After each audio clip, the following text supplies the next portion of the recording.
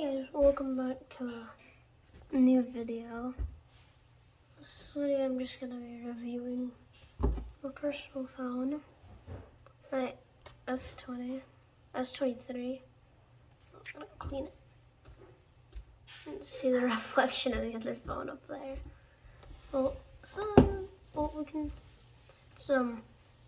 I got it in black. So I think it's just called Phantom Black, I believe. But so this is it.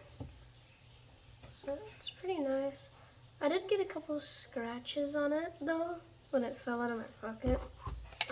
While bike riding, this case came off. But we can just start on the back, I guess. So there isn't much to see other than the brand new camera, which it's different from the one up there, which so they completely removed the camera bump, so now it's just the camera rings there, and they got a nice silver finish, which is got a position. It's pretty reflective. So we got 3 lenses on the back. So this main one is a 50 megapixel main, like a wide angle, a 10 megapixel ultra wide, or 12 megapixel ultra wide, my bad, and a 10 megapixel 3x telephoto. You got your flash, which is pretty bright, and here's your Samsung logo. So on the side, you look at the power buttons. So there's your volume buttons and your power button. And on the top, they have changed it to a single microphone in there. And then if you do take a nice, good look at the very top above the, I don't think you can see it on camera, but there is a little inlet in the bezel, which is your call speaker. So when you put it up to your ear, that's what allows you to hear. And then on this side, there isn't anything really. And then the bottom, you have 2 microphones. There used to be just one, and your speaker, and then your USB-C, your 25 volt super fast charging USB-C port. So on the front, you have a 120 hertz display, which 60, you can, in standard mode, it's just 60 hertz, but you can change it to the adaptive mode, which goes from 5 to 120 hertz, depending on what's on the screen. Gaming, it just runs at 48 hertz. So you do have a ultrasonic fingerprint sensor here, and it unlocks my phone. So now we can there are some cool widgets I can show. Oh wait. So there's a lot of widgets here. These are all the different apps that have widgets. So for example, I can click on the weather one, and you have a dynamic weather, just a standard weather, a weather and clock, and a weather forecast. And you have your Microsoft ones that are third-party, Snapchat ones, Samsung Notes have some cool ones, and then you got Google Photos, which is pretty cool. Then you have your Google News, which has a really glitchy widget. So as I was saying, then a bunch of other ones. The Android 13 allows you to have a gallery thing, and then you have your earbuds managers, and yeah, so it's a lot of cool stuff. They added a new widget that allows you to see your battery life of other devices, so you can see the battery life of your watch. Just throw it back there. And then if your earbuds are connected, it'll also show you that. So we can go on to see maybe some other stuffs. So there's a cool thing where you swipe to the left and you get your daily feed. So I have a bunch of tech stuff like generative AI, camera lenses, blah blah blah.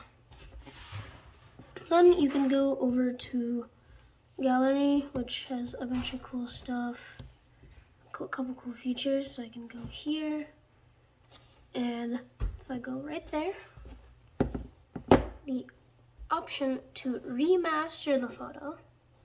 So I just click on remaster, and it'll use an algorithm to see what to change. So on this side is your after, and this is your before. So you can definitely see that difference, significantly brighter.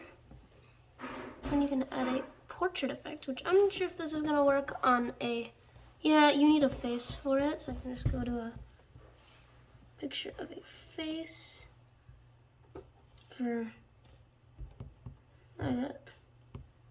let's see, my goofy face. So you can go and we can just press add portrait effect, which uses its algorithm. So you can definitely see, or wait, you can't even zoom in. So I can change the effect. It's really cool. Then we can go over to the camera app, which, oh hi. So this is your selfie camera. I guess you could start with that one. It has two angles, which it's all digital. This one's like a slightly zoomed in. This one's out, and this is for maybe yourself, and then this one is for a wide angle shot. And then the portrait has the same thing, and all the portrait stuff is just the same as your original, as your rear camera. Then you can record in UHD 60 FPS on your rear camera. And then you have auto framing, which if I happen to be in the photo, so I can just like, I don't know if you can see this, but like, I'm just like, and it will zoom in, I believe. You can tell it's zooming in a little bit. So just, click on tracking.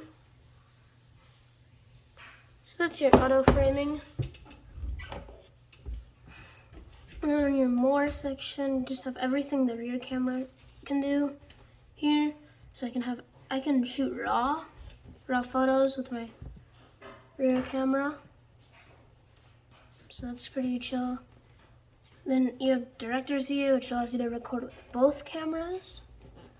So if you look, just swap them, or just like swap them around, and I can take a little video of this iPhone with me. So that's pretty cool. And then a bunch of other stuff. So you got raw, pro, video, night, food, panorama, slow motion, super slow motion, hyperlapse, portrait video, director's view, and single take. Which a single take is really goofy. You take a 15-second photo and it turns it into a bunch of stuff. So I can go here, and this is all your options. So you can highlight videos, you can make slow motion clips, boomerangs, filtered pictures, collages, and cropped shots.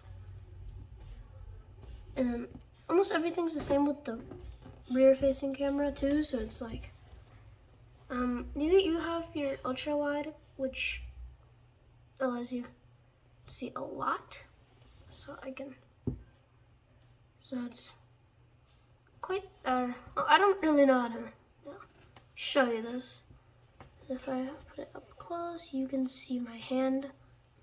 Then if I put it to the standard, you can select a 50 megapixel mode, which it just stops the binning, which means it compiles pixels together to create a brighter photo. And then obviously your telephoto, which is 3x, but using the main camera, you can zoom in to 30x, which is double the amount of zoom than the iPhone 14 Pro. But the iPhone 14 Pro Max does have an awesome feature, which uses the new 48 megapixel sensor to get a high quality 28 or 24 megapixel 2x, which this could easily do that. you know, but I guess Samsung hasn't done one. Notes, which is you know, standard Notes app stuffs. You got gallery, then you have your phone app, clock, camera. So there isn't much to show with software, since you know. But that's kind of my review. I guess you can see stuff. But yeah. Well, that's all really. And subscribe, like, whatever, I don't know. Well, I guess I could show you guys a picture. This is the size of it compared to an iPhone 4S. Oops. And this is the size of it compared to a Galaxy S5. So I just take off the case of this one. So they are roughly the same size, but the S23 is a full screen. So it's only slightly smaller in terms of, you know, that the S5 is slightly wider, and then you can have your little width comparison, your thickness comparison, which this one's a little bit more bubbly, and then charging port is upgraded for some time now, and you know, selfie camera's a pinhole, which is significantly better. Well, actually, the iPhone does technically have a pinhole camera, but all of your other stuff, like the iPhone 14 does have a pinhole camera, so you can just look up dynamic island. So you can just look if I find a good picture of it.